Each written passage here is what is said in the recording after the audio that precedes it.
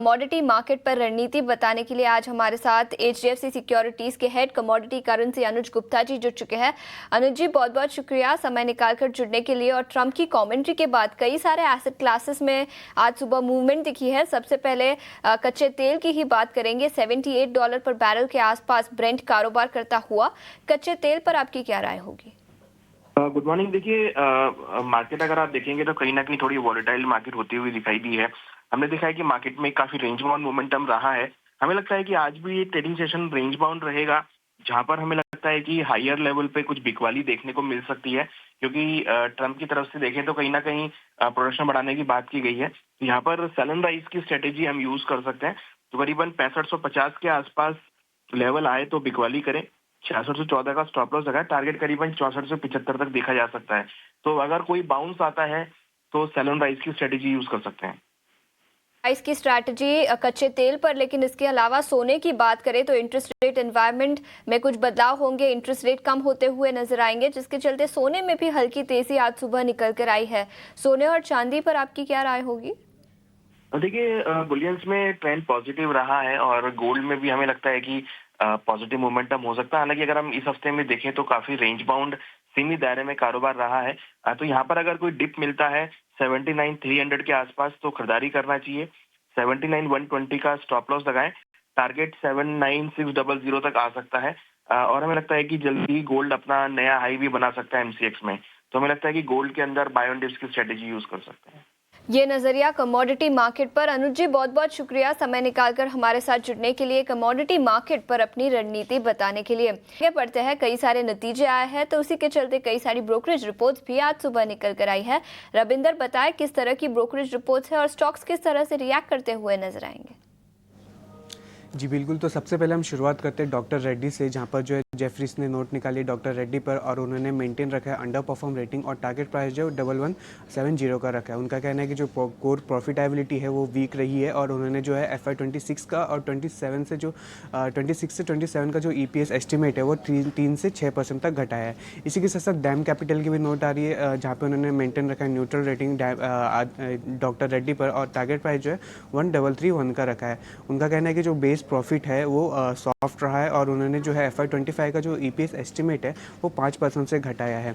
उनका कहना है कि मॉनिटरेबल जो रहेगा आगे चल के वो एक प्रोडक्ट के लॉन्च के लिए रहेगा, स्पेशली इन कनाडा। इसी के साथ साथ नुवामा ने जो है मेंटेन रखा है बाय रेटिंग डॉक्टर रेड्डी पर और टारगेट प्राइस जो है 1533 का रखा है। अगला जो स्टॉक है अल्ट्राटेक सीमेंट, जहाँ पर मैक्वारी ने जो है नोट निकाली अल्ट्राटेक सीमेंट पर और उन्होंने जो है मेंटेन रखा है आउट परफॉर्म रेटिंग और टारगेट प्राइस जो है 12,705 का रखा है। उनका कहना है कि जो डिमांड में जो रिकवरी देखने को मिली थी और प्राइस हाइक देखने को मिला था H2 2024 में, उससे जो है सेक्टर का जो अर्निंग है उसमें बेनिफिट देखने को मिल रहा है और कंपनी का फोकस है सस्टेन कॉस्ट सेविंग। मैक्वारी का जो है इंडिया सीमेंट जो है टॉप पिक है। अगला जो है सिटी ने नोट निकाली अल्ट्राटेक पर और उन्होंने जो है बाय रेटिंग को मेंटेन रखा है और टारगेट प्राइस जो 13,100 का रखा है। उनका कहना है कि जो एस्टिमेट 12% वॉल्यूम CAGR देखने मिल सकता है FY25 से 27 के बीच में। अगला जो स्टॉक है डिक्सन टेक, जहाँ पर इन्वेस्टेक ने जो मेंटेन रखा है बाय रेटिंग और टारगेट प्राइस जो 1900 का रखा है। उनका कहना है कि डिक्सन टेक में जो रिसेंट में जो स्टॉक में करेक्शन देखने को मिल रहा है उससे एक अच्छा अपॉर्चुनिटी मिल रहा है डिक्सन टेक में बाय करने के लिए। और इन्वेस्टर जो है वो अप्रेंसिव है जो USD 3 बिलियन का जो कैपेक्स अनाउंस किया था कंपनी ने डिस्प्ले फैब में, और जो एक्सपेक्टेड जो एबिटा है वो 2000 करोड़ का हो सकता है इस बिजनेस से FY31 में। अगला जो स्टॉक है BPCL, जहाँ पर CLA से नोट निकाली BPCL पर और उन्होंने जो स्टॉक को अपग्रेड किया होल्ड पर और टारगेट प्राइस जो 270 का रखा है। उनका कहना है कि जो BPCL का जो स्टॉक है उसमें 24% का ड्रॉप देखने को मिला है अक्टूबर 2024 के बाद, और जो FY25 का जो अर्निंग एस्टिमेट है उसमें उन्होंने जो है 3% का कट किया है।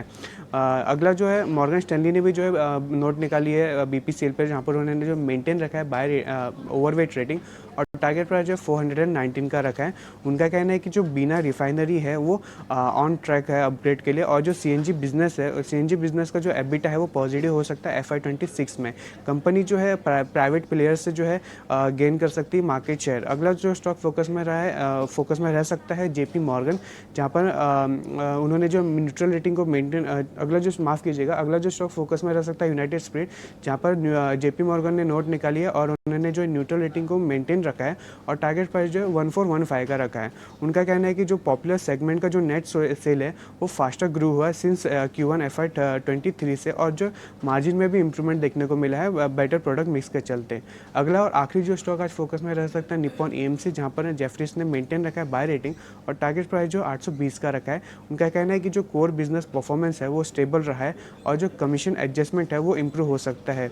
और जो उन्होंने जो है उनका कहना है कि जो एक्सपेक्टेड 25 CAGR है इनकमिंग ऑपरेटिंग प्रॉफिट में ओवर FY25 से 27 के बीच में।